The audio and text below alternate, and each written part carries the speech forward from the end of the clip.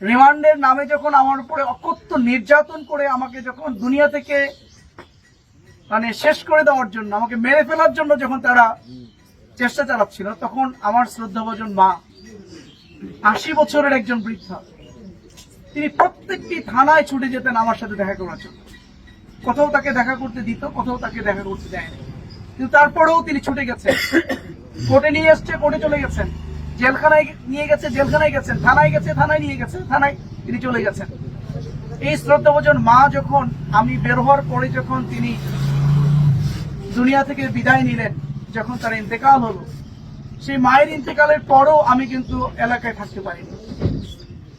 কোন রকম করে জানাজা শেষ করার পরে রাতে ঘুমাতে গেছি, রাতের মধ্যেই আমার এলাকায় পুলিশ পাঠানো হয়েছে, আমার বাড়ি ঘেরাও করা হয়েছে, আমি সেখান থেকে পালিয়ে যেতে পারলাম। এইভাবেই দীর্ঘ 16 বছর আমার উপরে জুলুম হয়েছে।